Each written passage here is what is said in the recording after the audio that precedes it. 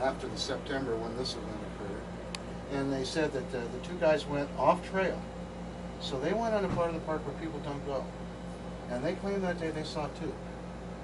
One was a 6.5 foot tall brown female, and right near it was a smaller 4.5 to 5 foot tall black juvenile. So we think that what we got here is a juvenile, and that the scream is coming from an adult calling out to the juveniles. Yeah, because this day, was this Sunday? It's in the Bigfoot Times newsletter. It's like the day of the week. No, it was on the weekend. Yeah, because I was working at the Los Gatos High School. Yes. And remember that we weren't even sure we were going to make this trip? No. It was kind of... I was skeptical about the man. No, but I think we said, well, are we going to go, or yes or no? It was still right to the very end. Right to the very end, we weren't even sure we were going to go in this area.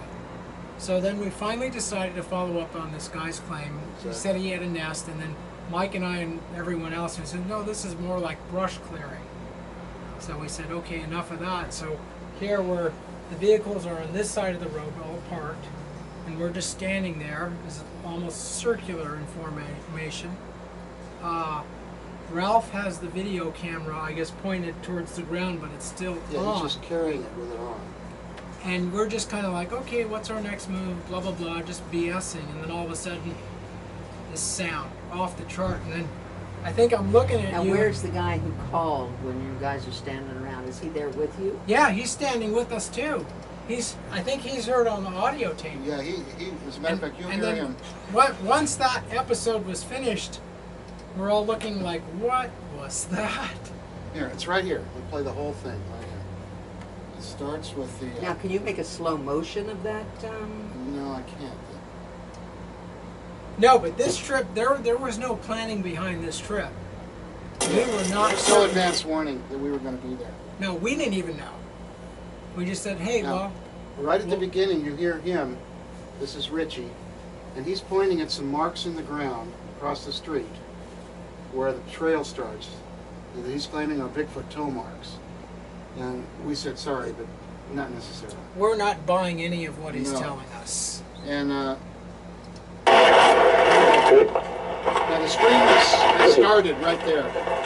Do you hear that?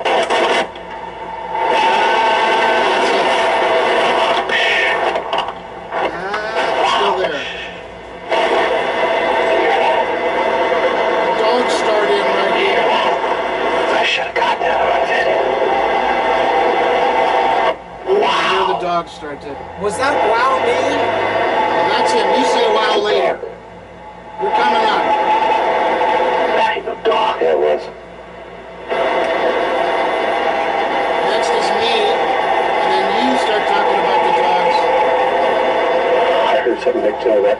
And that scream that you're hearing is the scream. And all the coyotes and dogs in the neighborhood. That's not it. I heard something that wasn't about. Here we go. Now you're hearing the scream and all the other animals. This is where you come in, man.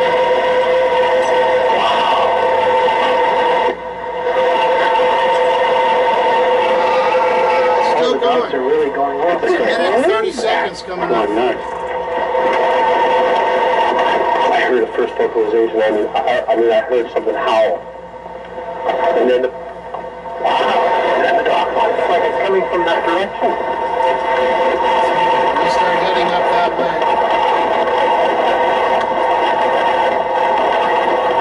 Ralph went down. Shut the door. Can you stop it real quick? But what you hear, you would have to be there to appreciate the sound in real ear. Because we were there, and this doesn't do it justice. No, it doesn't. The being there was like, we're like, what the? We're just all looking at one another like, and then I think I said to Ralph, I said, did you get that? Or did you have the recorder going? Yeah. And it was like, yeah, I just happened to have it going. Right at the beginning, I should have that. And I said, oh, wow. I said, and then we came back here immediately, and we uploaded it or whatever. But that was very interesting. There's no doubt. That's why that made front page news of the newsletter. Well, Strange sounds. you want to hear another one we recorded in Zayandi? This one, a guy came in and reported having a 7-foot tall prowler in his backyard. So a friend of his brought him in here to tell me about it. So he told me the story, and I said, "Can we camp in your backyard tonight?" He said, "Yes." So Ralph and I went over there, and we set up a little tent, and we waited. And 1:30 in the morning, this is what we recorded in Zayandi.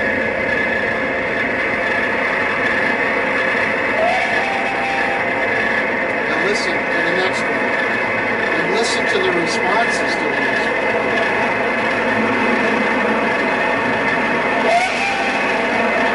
Listen. Again. Very, very distinctive screams.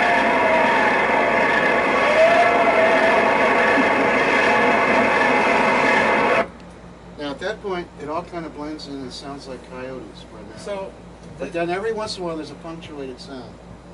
where is this occurring in relationship to this map? Nowhere near it. Whole different area. This is coming from that away. 4 miles that away. And we were that away. We were 20 miles that away. Yeah. for this. Okay. Now, here's another one I'm going to play for you. It's at this location, which is 3 miles directly up this hill. The one we went up that night. Did I take you up to the quarry? You, I, and was it Meldrum or who was with us? Somebody geez. was with us. Yeah. That's right, we went up to the quarry. Yeah. We Probably went up. just stood by the gate, we didn't go in though. Correct. Yeah. Correct. Okay, well this night we went all the way in, and we sat there for 4 or 5 hours. And let me show you this. We were there because people up the hill had reported screams, and when we went to investigate the screams, we found this on the creek below their house. So we had a feeling that there was something going on Yeah, up but there. wouldn't you suspect this is a teenager type of... Of course you would, but what's flagrantly missing from this location is any kind of trash whatsoever. It might be inside the gate. Well, we don't know how old it is, and It's been there now at least 5 years. Did Polides get out to look at this? Polides said he his found book. one just like it in Hoopa. Very In interesting. his book, he mentions that. What is this? And he agreed with us that it's a blind. That was our interpretation. Oh. It is what you want it to be. So that happens to be stick located right structures. down here. So we decided, okay, people are hearing screams. We've got a stick house that might be a hunting blind on the creek. Let's go to the headwaters of the creek. Well, guess what? This creek forms with the water that comes out of this aquifer here. It pours right down the side of this hill where it's been blasted. It goes over here and then forms Gold Gulch Creek and heads down that way. Now, when you went in this area, you went in, Yes. and what did you, was there any sign of people or teenagers? No sign of any people. Except When some of the did you- sticks when that did you had see been this? previously When- cut When did you see this? 4 or 5 years ago.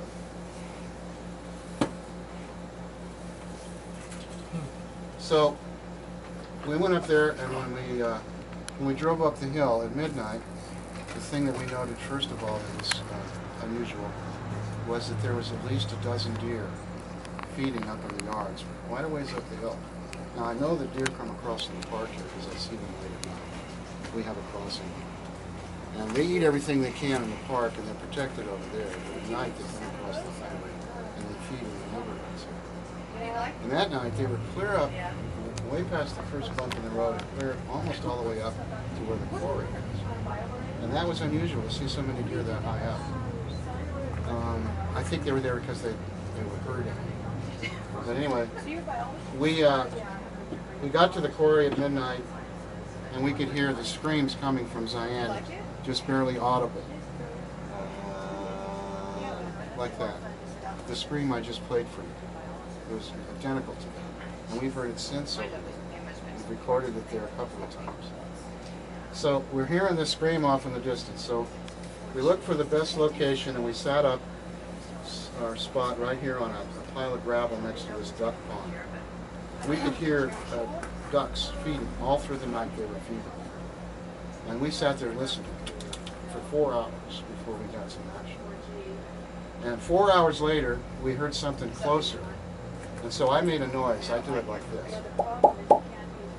That's instead of hitting a tree with a stick or whatever. So let me play the tape. I played this for Scott Nelson. He was really impressed. He's the one that told me the Bigfoot sounds that are in this tape. What did he think of the recording that we got? Oh, he was impressed by that too. But he was really impressed by this because he recognized the sound. And this is from the Granite area? This is at 4 in the morning up there. Is this a Corleone film? No, this is Felton Quarry. So, here we go. That's me.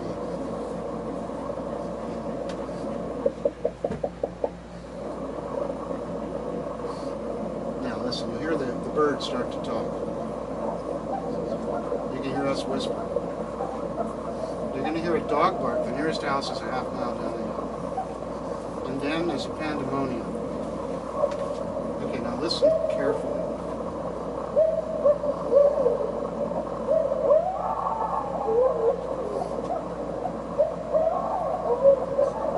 They were surrounding us, the coyotes. Very methodically. Just over the edge of the hill.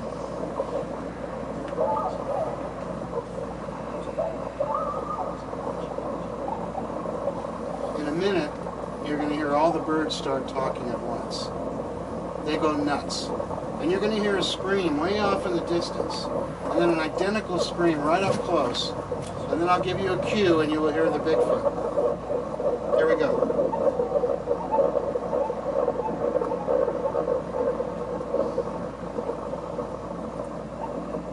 Here come the screams. Right here. And here's the Bigfoot. Whoa, whoa!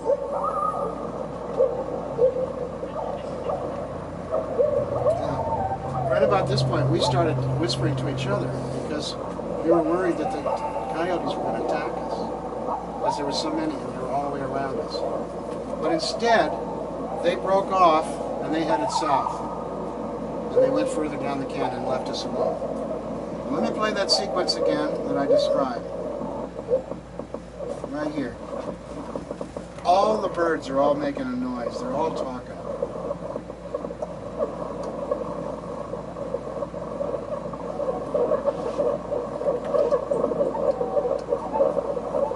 Yeah, now here comes that call.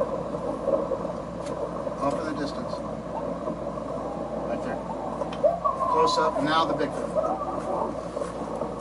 Whoa, whoa! And when Scott Nelson heard that, he said, that's a Bigfoot utterance right there. I've heard that on tapes from the Sierras. He said that some of those calls at the beginning of this, some of those whoop, is Bigfoot, it's not coyote, in his opinion. We got the distinct feeling that there were coyotes and Bigfoot both. But that's true now. Every time we've recorded them, there's always coyotes attached. So I went online about that time and started doing some checking, and we found all kinds of people talking about the coyotes being associated with the Bigfoot. Want to go by? The BFRO had discovered the same thing. The Native Americans used wolves, trained them to help them hunt. That's how we got dogs. I think the Sasquatch are doing that with coyotes in this area. At least they have a symbiotic relationship. How so? I think the coyotes have learned that when the Bigfoot hunt, there's scraps left. They work together. And the Bigfoot share. And Bigfoot and the coyotes are both pack animals, I think. Just like people. And I think that's what's going on here. And I think what they're doing is they're using the hill, the space in between parcels, where people don't build, where it's too steep. And that becomes no man's land. So you got a parcel at the bottom of the hill and it goes up the hill. You got a parcel at the top of the hill, it goes down the hill. The people are using the flat parts of those parcels, and then the part that's too steep to build on is ignored and just becomes no man's land. And that's where these packs of coyotes and the Bigfoot are going through. And that way they can pass right through neighborhoods at night and not be seen. And when people hear them, This they is right up assume here? they assume they're hearing coyotes. Oh my. There was that one report of the guy saying that the one was mimicking his dog barking. The dog was in the house and Yeah, they excellent. we've heard that a mimics. few times. Yeah, this was this 2007, 2008? Had to have been 2008. The year of the conference, 2008. When I was here working. And that was really, I keep hearing that sound, and then I'm saying that doesn't do it justice No. as to being there in person. You had to have been there in That's what I person tell to say people, like too. it. Just like here we were, Because the just sound standing was, around. it was so unreal, Checking so out. big. We're thankful though for that guy taking us out there, Mm-hmm. and then here we're standing, and all of a sudden that sound is just like whoa. That was it. That was the ultimate That was something. reward. Yeah, Ivan is the man. Say who that is again? He's the Ivan one. Sanderson. He's the one all the skeptics blame for starting this whole movie. Hold still, hold still, No, hold still. no. It's like there has to be gold in the ground before you can go search. You know, there has to be something there. One would think. But this is like what you're seeing here is super rarefied goods. Yeah. And the So cover? 61, we're looking at 39 plus 12, 49, 50, 52 years old. Yep. Still the Bible as far as I'm concerned.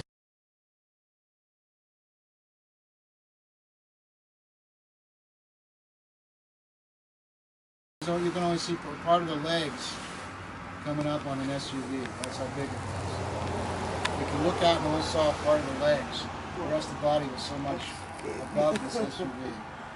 There was a fire a few years ago. Yeah. And she told me that she noticed some things that were different after the fire. And I told her that I had always thought that the best thing to do after a fire would be to go and look for secret openings into underground passages where the vegetation is now burned away and something is revealed. And she said we were welcome to come and check out her place. Oh my and have access to some of that land. That's The story of the guy in Castle Rock. Oh yeah, I got a detailed email from a guy who said he used to live in the North Valley up here above Castle Rock. And he said that he and his buddy used to go hiking all the time.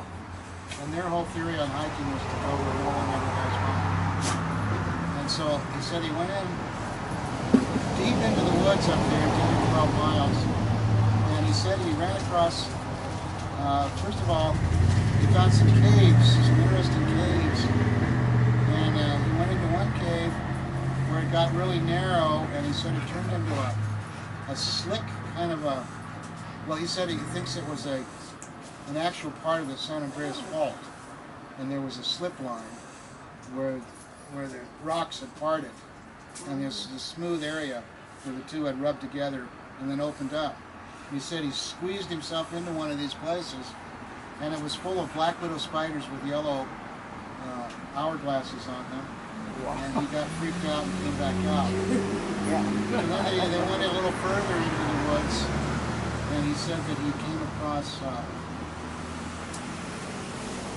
there's a tree stump. And he said it was a great big tree stump. It was only about 2 feet, 3 feet high. But the center of the tree stump had a hollow in it, where the tree had broken out and part of it had popped out with it, and it made this hole in the center of the tree stump. He said something had cracked right on that. He said something had cracked in the hole, and the old crack was there. And then there was a new one, a fresh one, that had been laid right on top of it. And he said it was the weirdest thing he'd ever seen, and it was the weirdest looking poop. And he just thought it was kind of strange. It looked like something had stood on that thing and crapped on it several times. And then they went a little further into the woods, and they started having rocks thrown. And he said the rocks were hitting trees at about head height, and literally knocking the bark off the tree. And he said some of these rocks were way too big for a person to pick up and throw the distance that these rocks were coming from. And where was this again? Castle Rock. Up above Boulder Creek. Way up I was just at Castle Rock 2 weekends ago filming. There's supposed to be caves. I've heard other people say Bear This Creek. man said there's lots of caves up there, and he said he would be willing to come and take us there. Well, that's Cool. 12 miles in though. yeah. So a 24-mile trek all the way back and forth. Maybe we'll do that one with the TV crew and a helicopter. Yes. Can you imagine that though? Didn't they do Rocks it? flying through the air, I could see head me height, traipsing through 12 miles. Taking the bark off. taking bark off trees. Mabel, I think I'm coming. Well, that's pretty Local good bark accuracy system. too to be able to throw like that. So then it's really funny, we had a Chamber of Commerce meeting here. There's a little mixer that they did. It's right here, and it was nice because it was an attempt by the local community to relate to us. And we had several people come, but there was only about 10 people showed up in the chamber. But interestingly enough, 2 of them had stories. Oh! And what they told me was that these events had happened to them years ago, and they had never even thought about Bigfoot relative to the events. But now, in the context of what we showed them in the museum, they're thinking back and saying, oh my God, that could have been a Bigfoot event. This one, I think a lot of stories of haunted forests. and this was, the woman lives right up here. She said a year or 2 ago, she started being besieged by poop. She'd come out of her house in the morning and walk out the front steps, and there's this god-awful gigantic poop laying on her sidewalk. My. On her doorstep, on her driveway. On her driveway. Been running around. Really? And so then she would get rid of this thing, and then she'd come out the next day, and here's another gigantic poop right there on the driveway. That doesn't factor. And this was happening so frequently Doesn't factor. that she though. started talking to her friends about it. Man, I've got these poops showing up. What do you think of that? And one of her friends worked at Monterey Bay Aquarium, and she said, tell you what, you gather up a little piece of that poop, and I'm going to work tomorrow morning at the aquarium. I drive out of here at 6 in the morning, so I want you to get some poop, put it in a plastic container, and tie it to your mailbox. And I'll just drive by in the morning and grab it off the mailbox, take it down to the aquarium and give them to some of my cohorts down there who can test it and find out what animal it came from. So later that day, she got a call from her friend who said, well, I went by your house, but there was no mailbox. And the lady went out and looked and said, by God, the mailbox was gone. That's so great. She started looking around. She said she found the mailbox off in the woods. Something had pulled her mailbox, taken out and threw it in the woods. And she said from that point on, she never had any problem with the poop again. Wow. Oh, you got question marks there. And I said, lady, can we come to your house and investigate this? She said, yeah. Okay, I'm gonna drive. So what part of the area was that one? Sounds like it's It's close. right down the road. It's a block away. 110 Avila Drive, just down the street. We can walk to it right now. Yeah. And this was 2 years ago when your friend was Had the footprints in. Yeah. I mean, I go to the dog park and we saw an exception, but it was a big mass of dogs. I mean, the other animals leave small amounts. Yeah. So the other is another lady, nice lady who made a nice contribution to the museum. Very nice. And she was babysitting. This was in '78. She was a high school freshman, and she was babysitting. Let's see, where was it? Oh, that's right, Moon Meadow. The infamous Moon Meadow, where we have so many stories. She said it was about 9:30. She could hear something walking around outside the house. Crunch, crunch, crunch. She got the very, very, very extremely strong feeling that there was somebody outside looking in through the crack in the curtains on the front window. And she was terrified. She got herself all worked up into an extreme case of fear, to where she crawled under the coffee table and she was crying in fear. Oh my God. Because something was out there. And she just knew it. She could hear it walking. She could feel it watching her. So she called her father, who of course drove over there and came in the house with her, picked her up, checked around, couldn't find anything. And that was pretty much the end of it. He eventually took her home. They called the people, and she gave up her babysitting that night because of the fear. And this was at Moon Meadow, right at the top, right where the lady said she saw the black hairy animal in the gully below her house, right on the spot where a man said he heard something jump over a fence. The biggest dog got weird, and right where these two were a couple of nights ago, recording all kinds of sounds of things walking around in the woods. You should hear the tape that we got from that night. You can hear things walking around. You can hear crunch, crunch, crunch, crunch, crunch. And there's places where it sounds like things are running. And then there's something tapping. Banging. Sounds banging. What sounds like a garbage can. Yeah, like a shed or a sign or something It's metal. crazy. Is there livestock there? Cattle or anything? No, there's no livestock there, but there's fruit trees up and down that street, and there are a few chickens. Whatever made that sound, it was definitely like had a human type of body, because the sound, it sounded like we both, when we heard it, we both envisioned someone like with a stick or some type of heavy, hard object hitting like the side of like a shed or a sign. Like it definitely sounds like something's hitting something, and there was no wind, so it wasn't like, you know, a stick hitting something. Well, the only thing that makes noise around here basically are the deer. Right, and that Or definitely cow. was not a deer. It Well, sounded we like something heard- with an arm Now there's hitting deer. something. There's definitely deer on your tape too. Yep, still the Bible as far as I'm concerned.